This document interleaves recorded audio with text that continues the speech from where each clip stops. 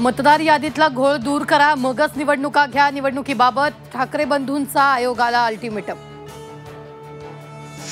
निवडणूक आयोग म्हणजे राजा हरिश्चंद्र नाही. बैठकीत उद्धव ठाकरेंचं वक्तव्य. व्हीव्हीपॅट नसेल तर बॅलेटवर निवडणुका घेण्याची मागणी. वडेट्टीवार, आव्हाड, जयंत पाटलांनीही घेरलं. मतदार यादीतील घोळाबद्दल जयंत पाटलांनी गंभीर आरोप केलेत. मुरबाडमध्ये डॅश असणारी 400 घरं, नाशिकमध्ये एकाच घरात 813 मतदार दाखवले, तर शिरूर मतदारसंघात एकाच घरात 188 मतदार.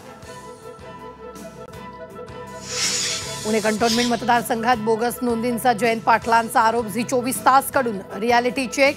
मंगळवार पेठ पत्त्यावर पोहोचलं झी 24 तास. मतदार यादीत घोळ, मग निवडणूक पारदर्शक कशी? भाजपचा माणूस देवांग दवे आयोगाचा मीडिया हाताळतो. काँग्रेस नेते विजय वडेट्टीवार यांचा थेट आरोप. निवडणूक आयोगासोबतच्या बैठकीत ठाकरे बंधूंसह महाविकास आघाडी नेत्यांकडून अधिकाऱ्यांवर प्रश्नाचा भडीमार.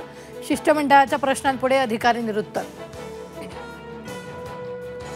मतदार यादीत 20 वर्षापासून चुकीची नावं ती आज आली का? मुख्यमंत्री देवेंद्र फडणवीसांचा विरोधकांना सवाल. मतदार यादीतील सुधारणेला दिला पाठिंबा. ठाकरे बंधूंची युती झाल्यास महायुतीला फटका बसण्याची शक्यता. मुंबईतील 70 वॉर्डात मनसेचा दरारा असल्याचं समोर. मुंबई एसटी बँकेत तुफान राडा. सदावर्ते समर्थक, शिंदे समर्थकांमध्ये हाणामारी. शिवसेनेचे 5 जण जखमी. चंद्रपुरात 14,000 किलो भेसळयुक्त तेल जप्त. दिवाळीच्या मुहूर्तावर अन्न आणि औषध प्रशासनाची मोठी कारवाई. रत्नागिरीच्या अनेक भागात जोरदार पावसाची हजेरी. पुढील 2 दिवस पावसाचा जोर कायम राहणार, तर कोल्हापूरच्या शिरोरी परिसरातही मुसळधार पाऊस.